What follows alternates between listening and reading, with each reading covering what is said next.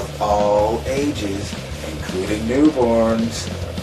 Welcome back to the Zita Nation. Greetings and salutations on my friends and family, fans and followers. Thank you for joining us for episode 39 of The Revolution. So I am your host, Emperor Zita, coming to you from the Fortress of Solitude here in Etobicoke, Ontario, Canada. So this week, finally the wait is over. The new Prince Emperor Zita has come into this world. We here at the Zita Nation would love to wish the Prince a very, very fun and happy life, living with the Emperor, the Empress, and the Princess. And I would like to thank everybody on Facebook and everybody on Twitter who sent the congratulations, liked my pictures, liked my statuses, and followed me throughout the whole day. So it is a baby-centric episode this week. As you guys have probably guessed, we have a special feature on the day of the birth of the Prince. Plus, Empress Magz has her very last pregnancy update. Also, I wanted to give one last shout out and a thank you to the folks at Trillium Hospital out in Mississauga. They were fantastic. We have a wonderful nurse, some amazing doctors. So if you guys are having a baby, I suggest Trillium Mississauga. They were awesome. But anyways, that is enough from me. Let's get on with the show. Rock and roll, baby! And here we go. So we're here at home on Magda's due date. Me and Catherine went home while Magda stayed at the hospital to get an ultrasound. And I have been exchanging calls back and forth with her. Apparently she is having contractions. So hopefully Magda is in labor. Mommy's having a baby! Mommy's having a baby! Mommy's so excited! We are here at Nana's house now. I'm dropping Catherine off. She's going to spend the night having a sleepover with Nana while I head down to the hospital because Magda is in labor. Her water is actually broken. So I'm here at the hospital. I'm just about to head up to the room. I decided to have a cigarette first because my nerves are a little shaky. I just had the absolute worst cab driver ever. He got me stuck on the highway because he decided not to listen to what I told him and take either Queensway or the service road. But I made it. I finally made it. So we're waiting here outside of the birthing suite. Magda is having her epidural right now. Trust me, you did not want to see her in the pain that she was in when I walked into that room. I think I may have lost a couple fingers. When I go back, Magda hopefully will be in a better mood and maybe we can get her to talk a little bit.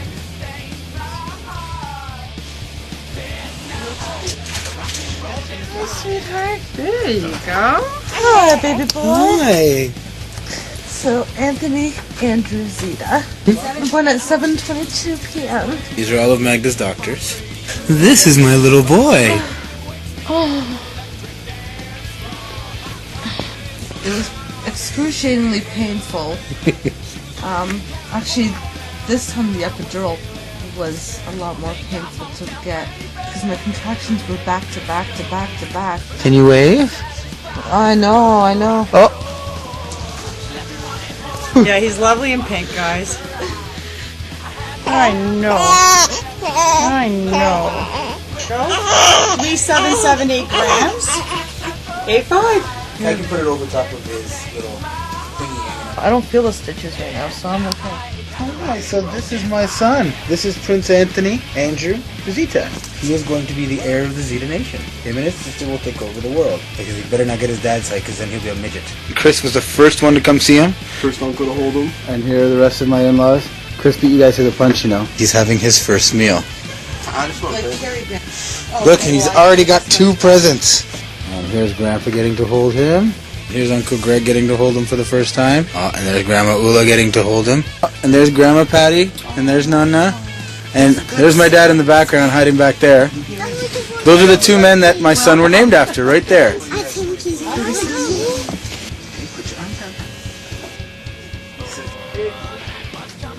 Big Anthony and little Anthony.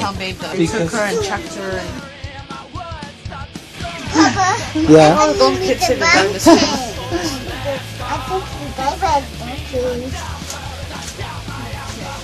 Woo, woo, woo. I'm born now. Well, it is over and done with. The baby is out. welcome to the world Prince Anthony Andrew Zita, the future WWE Champion and newest member of the Zack Ryder fan club. So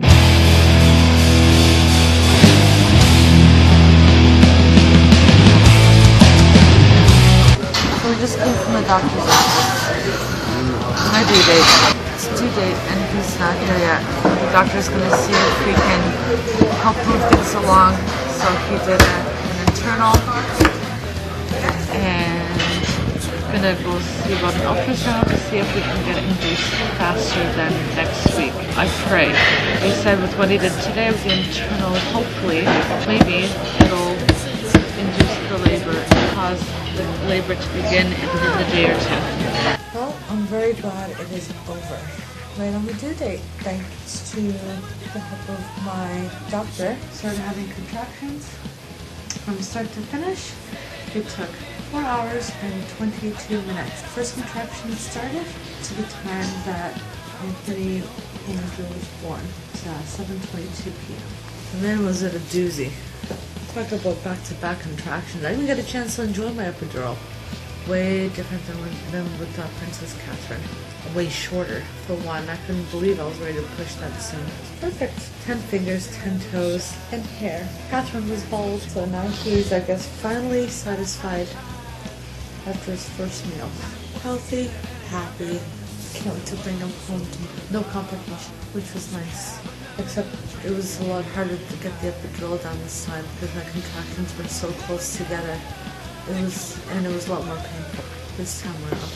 And then half hour I got my epidural, it was time for me to push. So I didn't get to fully kick in.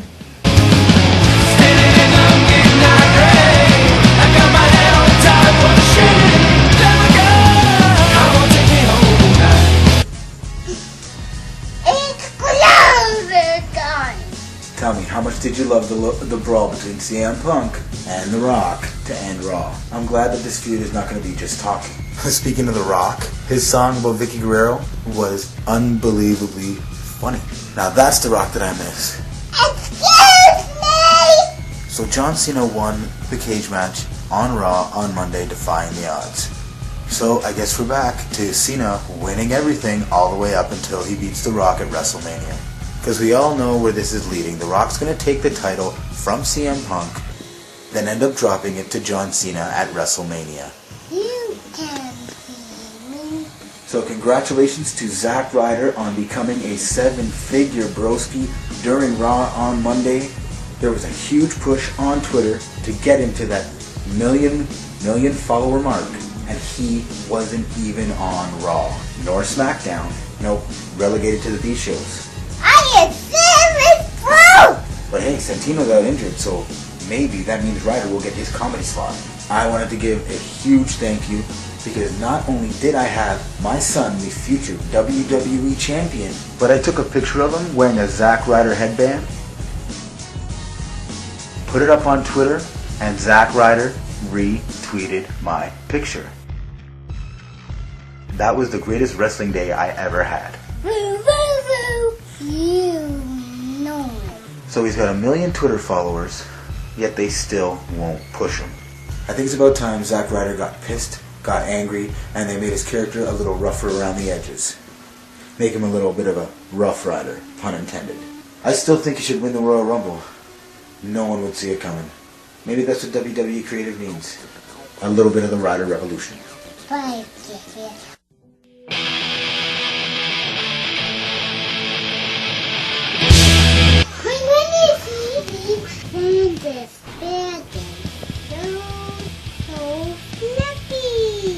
They don't have pickles here, Papa? Let me see. It's a pickle! Where's that person, guys? I can smell the train, Papa, and I can hear the train. I don't see it anywhere. Now I see the train! Perfect, look, it's Look at this blanket. It should be for Anthony. A baby?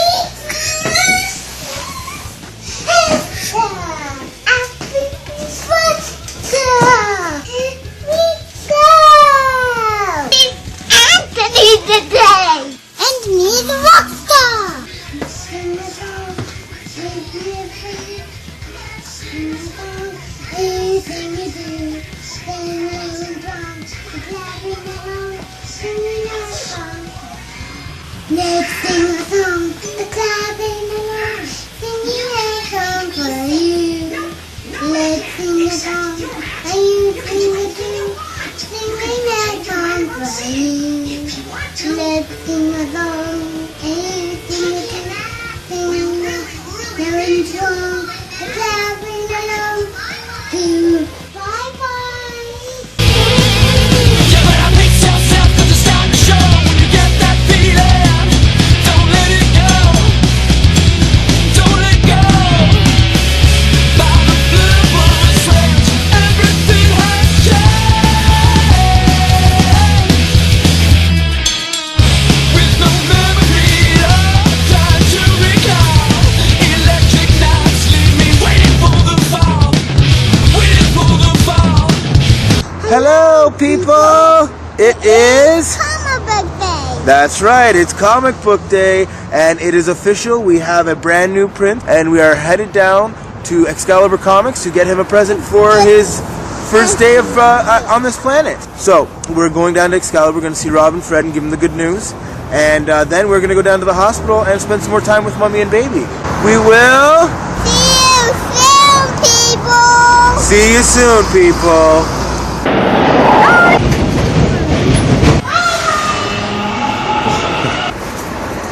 Here at Excalibur Comics, we're about to give the guys the good news. So we'll see you guys inside.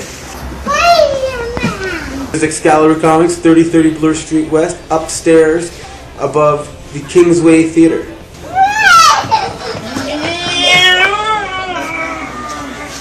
This week we have a really good book that's come out. Beautiful artwork. Frank Cho is one of the best artists in comics. This is a 5-issue series. I mean, Savage Over Natural will continue on without Frank Cho, but these first 5 issues, the artwork is just going to be stunning. And if you don't know who Frank Cho is, just check out some of the work he's done. The first half a dozen issues of Mighty Avengers, even his Liberty Meadows, this is in paperback. The guy is a talented man. He deserves as much credit as possible. The Avengers book was so good about it. Steve Epping is drawing it. And here's another talented guy that I really enjoy his work. Again, he always reminds me of John Buscema, and it's kind of nice to have someone who has a style similar to him, and he does a great job. Just beautiful stuff. So the New Avengers, this is issue number 2. So, and let's not forget another good book, Daredevil, Mark Waid. I've enjoyed it from the very beginning. Of all 22 issues, and it's still going on. And again, Mark's doing a great job, so hopefully he'll stay on the book for a few more years and stuff, so we can get a lot more of this enjoyment from this series. Marvel seems to care enough that they constantly get good writers and good artists on the series. So the Dark Avengers, getting very interesting with this series. I would recommend it to you if you want to try something different. For Marvel, that's strange to say, I know. The complete Jonathan Stone by Manly Wellman. Again, this is a great character. Was introduced in Weird Tales back in the 40s. All of his material has been reprinted as one book. Just a stand-up series of stories well worth reading.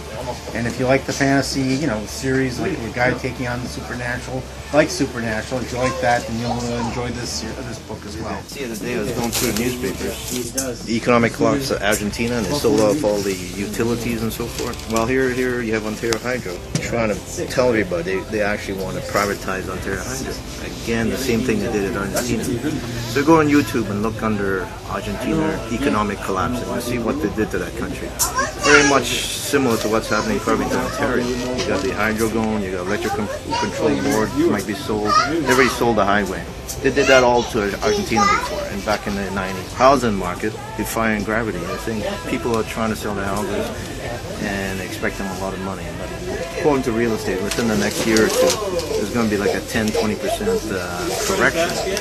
I think it's very similar to the States. You have, whenever the States got a cold, Canada follows with a cough. The firemen are fighting for their wages and so forth, right? And if you look in the internet, San Francisco, they're fire department, they're getting minimum wage now. They can't even afford to pay the firefighters a decent wage anyhow. Minimum wage back in the States are like $6, $7 an hour. Unfortunately, most of the cities in the States are becoming bankrupt. Some of the firemen in San Francisco are getting let down on waves at $6, right? Give it 2-3 years, you'll see the same thing happening in Canada as what it is happening in the States. Back to the $1 trillion coin. If we look at last week's Andy Gauze interview in One Radio Network, the Treasury gave the rights away to the Federal Reserve to print the coins as well. Before they were able to print coins and actually use the seigniorage, the difference between the production costs and the actual face value, and kept it for the actual people. But they signed away the seigniorage, let me see, back in '93 through the Community Development Act.